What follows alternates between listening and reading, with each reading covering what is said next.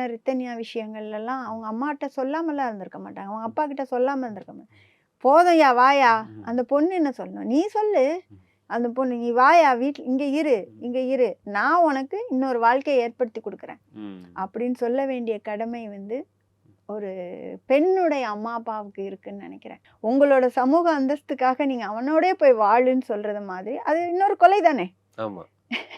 ரிதன்யாவோட நீங்க கேஸ்ல வந்து கூட அந்த அப்பா சொன்ன வார்த்தை இருக்கு இல்லையா, என் ஆமா. பொண்ணு ஒருவனுக்கு ஒருத்தின்னு அது வாழ்ந்துட்டாரு நான் கௌரவம். துயரத்துல சொல்லிட்டேன்னாரு. அது இல்ல துயரத்துல இருந்தாலும் துயரத்தை தாண்டி அந்த வார்த்தை வருது இல்லையா. வார்த்தை இருக்குல்ல, அந்த வார்த்தை அப்ப அவர் பெண்ணையே அப்படிதான் நினைச்சிருப்பாரு. ஏன்னா இப்போ மேலூர்ல நடந்த ஆணவ கொலை கூட ஜாதிய ரீதியிலான ஆணவ கொலை அல்ல. அந்த பெண் ஒரே ஒரு பேர் தான் முதல் கணவன் இறந்துறாரு, இன்னொரு மறுமணம் பண்றாங்க. பண்றா. அந்த அதை பையன் அக்செப்ட் சின்னதா பண்ணி இருக்கான். அது அவங்க 2 பேரும் ஒரு வீட்ல இருக்க போறாங்க. அவங்க 2 பேரும் சோறு பொங்க போறாங்க. அவங்க குழந்தைய என் குழந்தைய அவன் பாதிக்க போறான் அந்த பொண்ணோட. உனக்கு என்னையா வந்தது?